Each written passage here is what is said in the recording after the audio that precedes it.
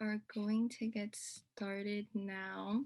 Going to turn on the closed captioning. As a small disclaimer, we are using closed captioning with Google Slides, so what you see on the screen might not be 100% accurate.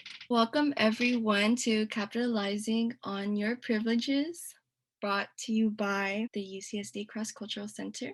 Here is a brief overview of what we are going to be going over today. We are going to be going over some definitions. Then we'll go over the types of privileges. Then it's awareness, how to use your privilege for positive use, how to move forward, and the conclusion and wrapping up. Before we get started on the content, we will do a land acknowledgement. The UC San Diego community holds great respect for the land and the original people of the area where our campus is located. The university was built on the unceded territory of the Kumeyaay Nation. Today, the Kumeyaay people continue to maintain their political sovereignty and cultural traditions as vital members of the San Diego community. We are honored to share this space with them, and we thank them for their stewardship. This was adapted from the UCSD Intertribal Resource Center. So to get us started, here are our introductions. My name is Joycey Ito. I am one of the Outreach and Engagement interns at the Cross-Cultural Center. My pronouns are she, her, hers. Hello, everyone. My name is Fatima Fidha. I am the other outreach engagement intern. I use she, her pronouns, and my major is clinical psych.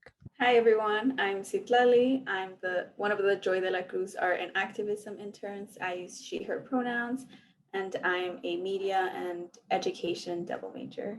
Now that we've done our introductions, we would like to hear from you all. You could type in the chat what your name is, your pronouns, and what do you expect to learn from today's webinar. We will give you all a couple minutes to respond. And if you could put your chat settings to all panelists and attendees so everyone could see, that would be great too. So we have a couple, not even a couple, a bunch of people responding in the chat. Hello, Andy, Jack, Cindy, Alora, Faith, Vanessa, and Joss. Thank you all for coming. I will read what you all are saying. Hello, Oscar. Thank you for coming. And thank you all for coming to learn more about privileges and the type of privileges there are and how you could use it for good use. Hi, Sabina. Hi, Sarah. Hi, Josh. Thank you all for coming and answering these questions. Hello, Suki. Thank you all for responding. If you still want to introduce yourself, you still can. We are going to move on to our next content, which is the definitions. We have we have two definitions: intersectionality and privilege. Intersectionality involves the practice of naming our identities, connecting situations of our overlapping identities to social systems of advantages and disadvantages on a continuum. So in other terms, intersectionality is the idea that we are not just one identity, but there are many parts to us. We have many other identities. Once you figure out what these identities are, you start to realize that these identities don't work independently of each other, can't work independently of each other, and some identities are more oppressed and discriminated against. And keep in mind that there are also some historical factors that affect our different identities. Throughout history to present day, we could name different ways that our identities have been disenfranchised based on biases, social messaging, and other perceptions and stereotypes. And as said before, in intersectionality, our identities give us social systems of advantages and disadvantages.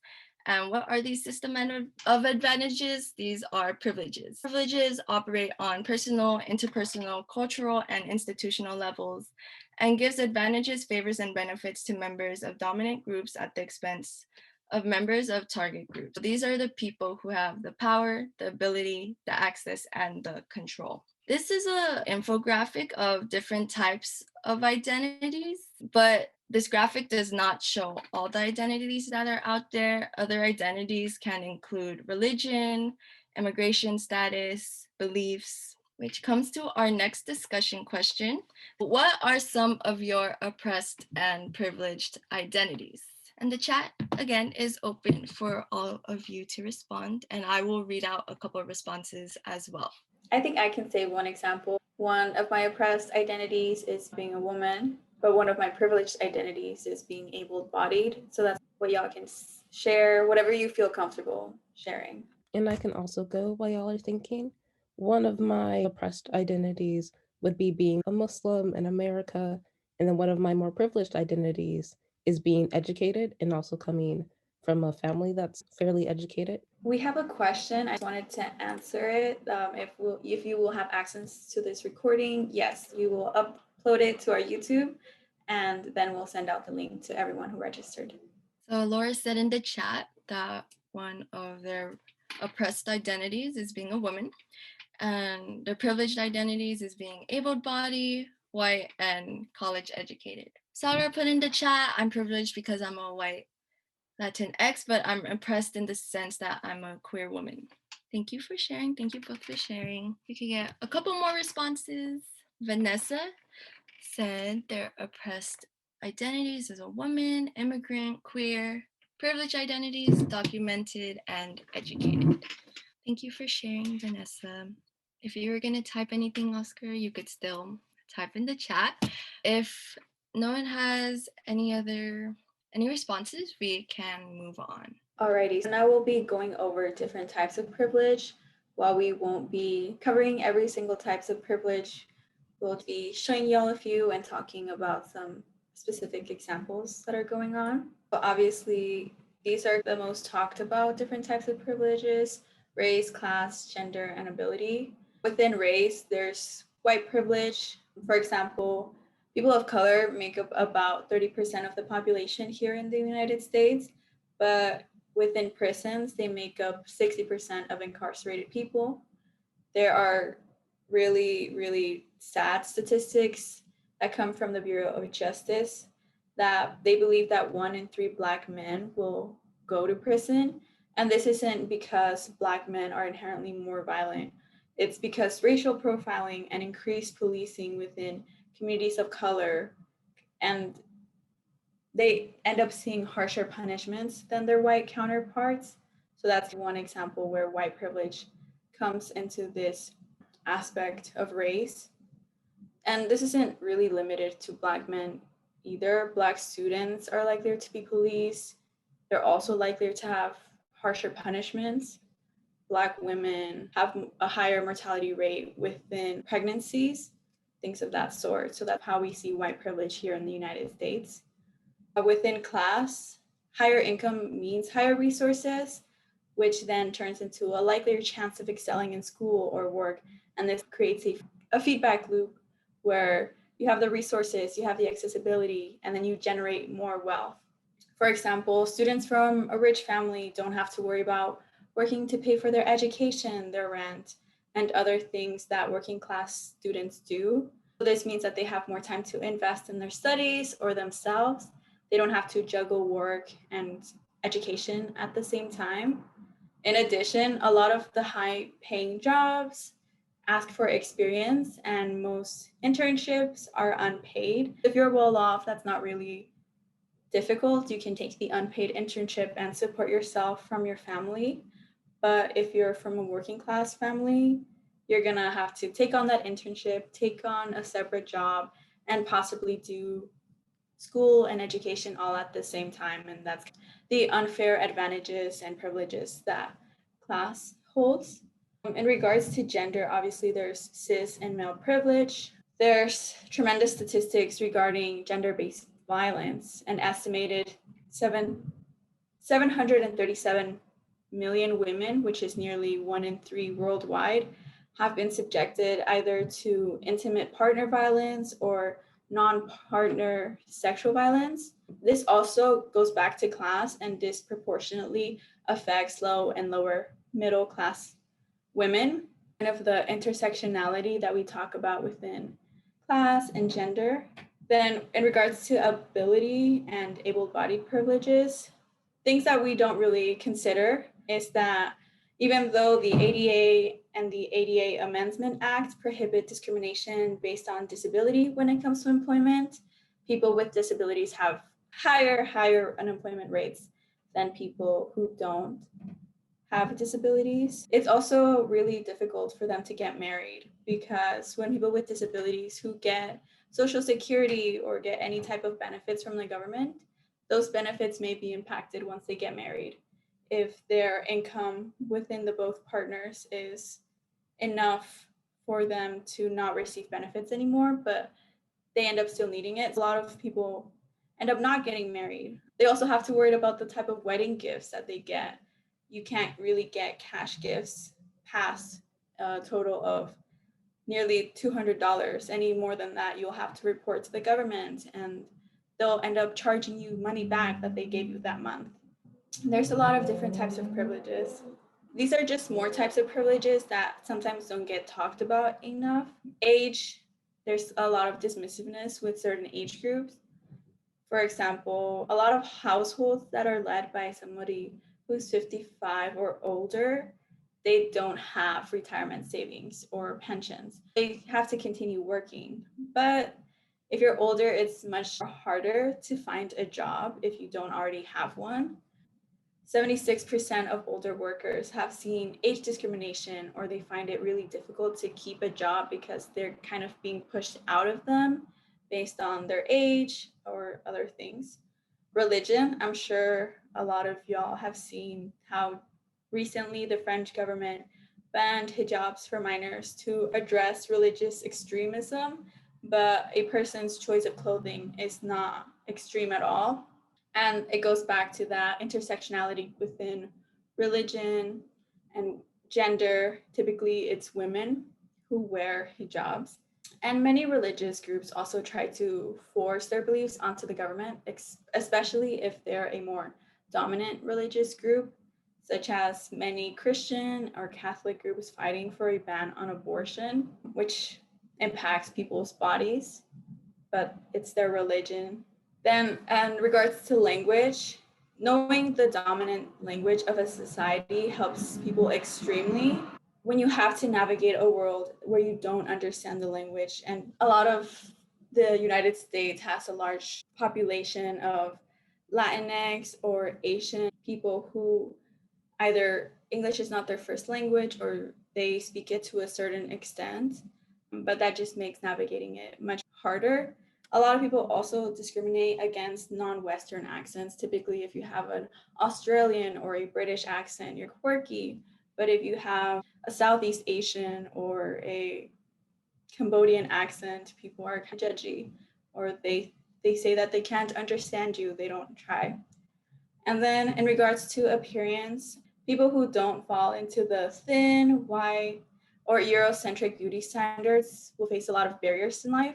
For example, seating is a really large societal aspect that discriminates against people who are either large in stature or in body size. In addition, a lot of the media portrayals of people with certain appearances are negative. Villains are made to be fat, have body scars or disfigurements. And so people who actually have these traits in real life are associated with bad, despite being just regular people who are born with these appearances. Now that we talked about different types of privileges, what other privileged identities do you all know, or are there any we haven't talked about yet? The chat is open once again. I think one we didn't highlight was sexuality. In the chat, we have someone who said the region you live in. There's a hierarchy in the provinces in China. I actually did not know about that. That's an interesting thing to learn about. I personally can't think of another prominent privilege outside of the ones we talked about. Yeah, I think we touched based on the really well-known ones. I think another one would be generational privilege, where your parents pass on either education or tips. There's people with parents who understand stocks, and there's also people with parents who they have to translate government documents back to their parents, a type of privilege. As somebody mentioned, a lot of the different privileges are heavily intertwined with others, class and income, because these are really big topics. Actually, there are some really good ones. People with two parents, citizenship status, social networks like the good old boys club, being a college student, especially at UCSD, is a privileged identity. Not everyone can afford or has access to higher education living in the city. Yeah, definitely. People in big cities feel like they are privileged than those who come from small places. That's true. There's kind of like a town versus city stigma. Uni rankings and the connections it comes with. Yeah. Universities have different resources as well, depending on where you go. And people have this stigma against community colleges as well and the education that they provide. So that's like another privilege, what university you come from. Those are all really great answers. Some of them that I hadn't really considered. People with two parents, but that really is a privilege because then there's a balance. And on the topic of education, even getting a good high school education, middle school, K-12 education is a privilege in itself too. Thank you all for responding, and we will move on. Awareness. So we're going to highlight some ways that you can become aware of your privilege. We can all begin by learning about systems of oppression. I would first begin with recognizing how some identities have been historically advantaged, and then name those systems that are in place that has allowed that to historically happen. Then recognize how some identities have been historically disadvantaged, name those systems in place that allow that to happen. And what you'll probably find is that those systems that advantage some groups usually do so at the expense of others, which is why it's important to learn how to dismantle systems of oppression, recognize how and why those systems were in place, as well as supporting those who have been historically disadvantaged. An example that comes to mind when I think of systems of oppression would be the prison system. The prison system has historically disenfranchised Black people, specifically Black men. And we can kind of see the correlation between the prison system and slavery.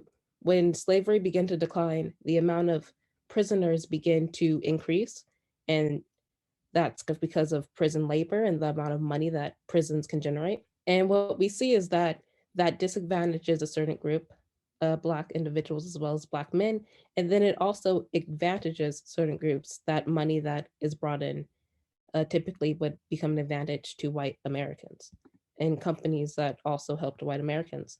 And then we can learn how to dismantle the system, and ways to do that are like supporting politicians who support prison reform, looking at new different ways to participate in prison reform, finding ways to free individuals who are present for nonviolent offenses such as weed is an example of a system of oppression and of like the cycle. Next, we can recognize our biases.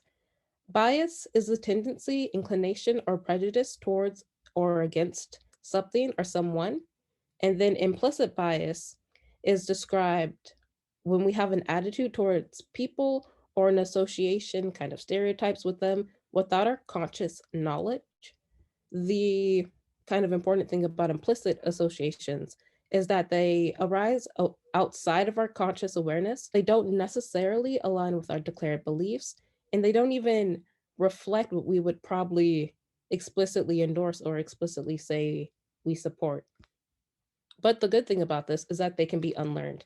There's many different debiasing techniques, and one of those would be finding a new association. I feel like a common practice when people realize they have a certain bias towards certain groups is they try to suppress it and they try not to think about it. But that actually makes the bias worse. What you can do is when you realize you have a bias towards someone, for instance, if you have a bias towards Black men and you start to realize you're feeling scared, try to come up with a new association. So then those feelings no longer arise. Research has shown that is a really effective way. Another discussion question that we have is, what implicit biases have you seen or heard of? Cindy in the chat said homophobia. Yes. And just to tie into homophobia, to tie it into systems of oppression, things you can have an implicit bias towards something, but many implicit biases come from systems of oppression. If we look at homophobia, there's also laws in place that have historically disenfranchised LGBTQIA individuals. And there's laws and, for instance, the Panic Defense Act, which is for it, but it's slowly becoming removed in most states. But implicit biases, usually you can find their root in systems of oppression. You said you put in the chat that less conventionally attractive people are less likable. And Alora put in the chat the mindset that women are irrational, hysterical when they have strong opinions. And to go back to that comment of less conventionally attractive people, it's also convenient that attractiveness is generally Eurocentric and that also is inherently racist. A lot of these ideas go back to privileged identities as well. Danielle put in the chat the quality of healthcare. Saida said, you don't look Black in a positive tone. Yes, I've heard that before. Well, no, I haven't. But I've heard other people, not to me, but I've heard that before in general. And that goes back to what Silali was saying about Eurocentric beauty standards and how, because the way they form, they're inherently racist. Andy put folks from low-income backgrounds are lazy or need to work harder. Danielle put only dating a certain type. I want to comment on Andy's comment because this is actually something I just learned recently. And generally, it goes back to that privilege with education. It's not only that you are educated, but the way you receive education. And studies have shown that generally students from low income backgrounds in elementary, middle, and high school are socialized into being workers, but not leaders. So there's an emphasis in listen to the teacher, don't raise your voice, don't do anything. But in wealthier classes, wealthier schools, there's a more independent, oh, so what do you think? And that's another way that the systems correlate. There's definitely that concept. Just wanted to share that. Okay, thank you all for sharing. And now we will move on. We were talking about being aware of our biases. Then we also have to actively unlearn what we've been taught. When you live in a society full of systems of oppression, if you aren't actively fighting against those systems, you're implicitly moving along with them. It's important to reevaluate what you've been taught. For example, with America's education system, it's told from a Eurocentric white perspective, and at times it can leave out the accomplishments of all other identities that have also helped form America. Reevaluating what you've been taught, where it's come from, the narrative, who has it helped historically and who has it left out. It's also important to listen and to be open to new ideas and behaviors. It can be difficult sometimes when you've been taught to act a certain way, and when your family and your friends act a certain way, and then someone is, well, that's kind of racist or that's kind of something, to unlearn those behaviors and to be open to listening and learning and then making the appropriate changes, which leads into the last one, which is leaning into discomfort, growing and changing, especially in a way that is anti-Black, anti-homophobia, anti-systems of oppression. It can be extremely uncomfortable. Leaning into that discomfort for the benefit of yourself and everyone else who's around you is extremely important. So, how to capitalize on your privilege, how to use it to help others and to help yourself. Before we go with the slides, we're going to show a video by Dr. Kira Banks. She made a video called How to Leverage Your Privilege. It's a quick 3-minute video. It's really good. She discusses privilege and she challenges you. All right, folks, I want this Leverage Your Privilege challenge to go viral, so help me out. We've got No Shave November or the Gratitude Challenge. I want you to get on board with hashtag Leverage Your Privilege. It's all about using your privilege to shine a light on systemic inequities or patterns of unfairness in our society. Why have a challenge like this? Well, one, when we often talk about privilege, it's to shame people or to put them in their place. And I think helping people see their privilege and leverage it is another way to tackle the problem. But also, research tells us that when we only focus on the negative narrative, that we can start to buy into that story. And so the privileges of those who are in power go unseen or invisible. For example, if we only talk about how many Black and brown people are in jail, we miss the conversation about how white people are sometimes privileged in our criminal justice system and given the benefit of the doubt. Or they're people who have money who can buy their way out of jail. So what if people in positions of power were accomplices and used their position to speak truth to power? That's why I want to do this challenge, to make clear and visible how privilege operates. There are two types of privileges. One, unearned entitlements. This is the kind of privilege that everyone could get. It doesn't take anything away from you for other people to have access to it. You didn't earn it or do anything to get it. You just get it because of your identity. For example, it's a privilege to have your religion respected rather than seen as violent. And it's a privilege to be able to wear whatever you want and still be seen as legitimate and taken seriously. The other type of privilege is conferred dominance, and this is the one that we want to check and we don't want to extend because it's the one that gives you power or dominance over other people. Family structure is an example. So even though the Supreme Court mandated that states have to recognize same-sex marriages, traditional family structures with a man and a woman and 2.5 kids are seen as dominant, better than, more legitimate. They're conferred dominance. Christian holidays are given dominance in our society. They dictate when the post office is closed, when office buildings are open or not, and drive marketing campaigns. I want us to acknowledge the places that we have privilege and think about how we can shine a light and highlight inequities and extend those unearned privileges when we can. That's what I mean when I say leverage your privilege. For example, there were 4 white women in Memphis who went to the mall wearing hoodies to highlight the disparity in treatment because the mall had a policy against hoodies, which often is used to profile Black boys and men. And of course, they weren't asked to leave or harassed, but they knew that. They used their race privilege to highlight the disparity in treatment. There have also been examples of people who are Christian and who realize that their holidays get centered, and so they work with their other co-workers to cover their holy days. The possibilities of how you leverage your privilege are endless. And if you've gotten to this point and think, well, privilege, I don't have any of that. Let me be clear, we all have something. Privilege isn't about deserving or earning. It just is, given how we've set up society. So let's see it and leverage the hell out of it. I want you to share this challenge on Facebook, Twitter, Instagram, and use the hashtag #LeverageYourPrivilege to show me and others how you see your privileges and are using it to highlight inequities and push for systemic change. This video sums up what we're trying to highlight in our presentation. She's using the word leverage and we're using the word capitalize. But you can use your privilege to benefit other identities, especially oppressed identities, which brings us into our last type of privilege, which is ordinary privilege.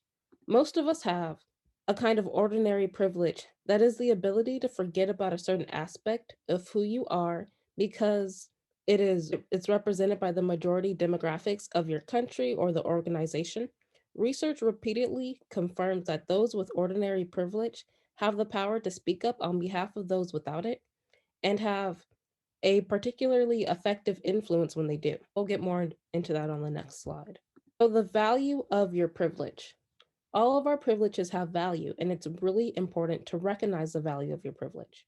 Recognize when you will be safer, respected, and valued because of your privilege and find ways to help. One way is to practice amplifying the voices and concerns of others, especially when they aren't being listened or taken seriously or concerned.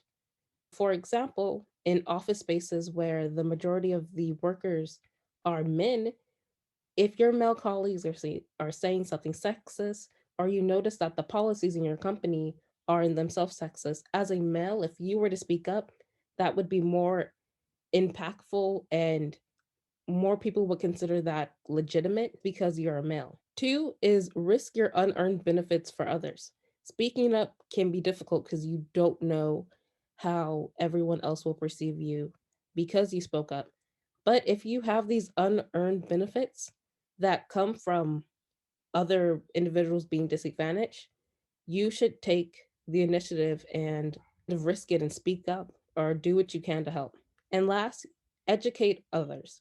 When you're privileged, you're more likely to be safer in certain spaces, which makes it easier for you to educate someone versus an oppressed identity, which it might be more dangerous. You are more likely to be listened to. If you have the ability and the knowledge, educate others to help ease the pain or the burden for other oppressed identities. Now I want to leave you all with 2 examples of people capitalizing on their privilege or leveraging their privilege in order to help others. Maybe some of you all have seen this example. Marilyn Monroe used her influence as a white celebrity to get Ella Fitzgerald a singing spot in the Mocambo, which was a Hollywood club that would simply not host Fitzgerald because of her race. But what Marilyn Monroe did was she used her status, she called the owner, and she said if he booked Ella immediately, she would sit at the club every night. She's using her privilege as a white woman and as a celebrity. Her status is obviously going to influence the fact that this is going to generate income for the club owner, but this also might have not have been as impactful if it had come from a Black celebrity. But as you can see, after this, he agreed, he booked her, and she got a spot in that popular club, and she became a major celebrity within the jazz field. Another example that just happened recently was Young Thugs and Gunna used their wealth to post bond for 30 inmates of minor offenses. If you don't know, Young Thug and Gunna are 2 Atlanta rappers, and they went to Georgia's Fulton County Jail in Atlanta, and they paid for the bill of incarcerated folks who had committed minor nonviolent crimes but didn't have the wealth or funds to post bail. And they spoke in an interview and they said there have been people who had been there for 3 or 4 years on these nonviolent offenses. They just simply couldn't afford to post bail. And that's another thing that the prison system and the many horrible things that they have is if you can't post bail, but your date for trial is also in the future, it's difficult and you end up just being there for a long time. And the rappers also said that they plan to continue this. They plan to use their wealth to continuously post bond for people who have committed minor offenses, and they hope that they can encourage other celebrities to do the same.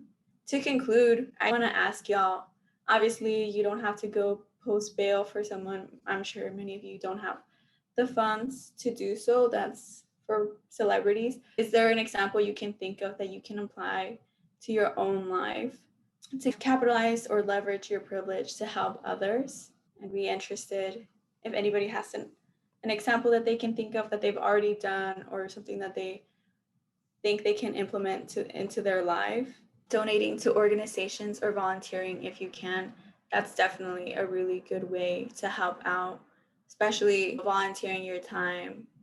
That can be really impactful. I am privileged in that I did not have to work a job on the side of school to support myself, and I'd love to donate to student aid organizations to help other students to focus on their studies. Definitely, that's a really awesome way to help out. You can even just help out your friends. You know, I got you. You have to study for this day. Take the day off, and I'll support you in whatever way.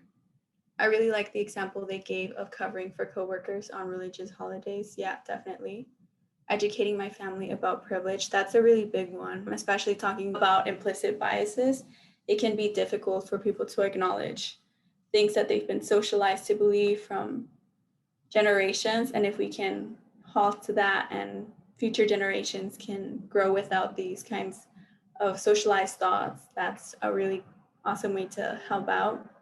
Amplifying the voices of discriminated groups in larger settings, such as school, work, etc. Definitely. These are all really good examples. And I think the one that I go back to the most is holding friends and family accountable. And it sounds so simple, but people have a really hard time doing it because it is difficult to call out your friends and be like, hey, that was racist or that was sexist. Educating others, for sure. Use my voice as a citizen to vote for laws and policies to allow for more allowed entry and better treatment of immigrants. Yeah, definitely. Making sure who you're voting into office and doing your research. How do we draw the line between capitalizing your privilege and performative activism? What I would say is to ensure that it's not performative. it's difficult to say, don't speak over others, especially if you're speaking from a point of privilege. Try to amplify other people rather than speaking over them. That's really the large part. To add on to what Zitlali's saying, I would really look at the impact of what you're doing. Performative activism tends not to help. It tends to amplify the individual themselves and makes them feel good. This is my good deed for the day. I feel a little bit better. But when you're actually performing activism, it's not just about you. You're actually helping individuals push forward, for instance, their agenda. You're helping oppressed identities or individuals feel safer. When you're doing activism that isn't performative, there's a real impact behind that that you would probably be able to track or notice. And definitely the other identities that you're trying to help would be able to notice and be aware of that. I hope that kind of answers the question. Thank you for that question. That was really awesome. Cindy said, stop letting microaggressions slide by yourself and people around you. Definitely. I think Fatima's tip is a really good thought to take away from this presentation. A lot of people's first instinct is to either suppress the microaggressions or let them slide. I know I actually don't think that way, but to actually put in the work and change your bias, change your association, that's really a really good tip that I'm going to implement for sure myself. And that's something that you can pass to people who you see doing microaggressions. If your friend is clutching her purse a little tighter when Black men are walking by, you can have a discussion. What makes you feel this way? And how can we address this so that we don't continue these microaggressions and we also don't suppress them, because that only hides the problem, it doesn't address it. If there is no more responses, you could always respond more. We will go on to the next slide, which is the end slide. Before, I would like to refresh the presentation because we just added a QR code with the resources that you all can utilize and that we use to make this presentation. I will get that for you. And if you have any questions, the chat is open. And here is our email in case you would like to ask us more questions after. And the QR code is a code for the resources that we've used in this presentation, the YouTube video that we played. And in the chat, I will be putting our social media, our Instagram, Facebook, as well as YouTube, so that you all can check them out. These are upcoming events that the Cross Cultural Center is doing.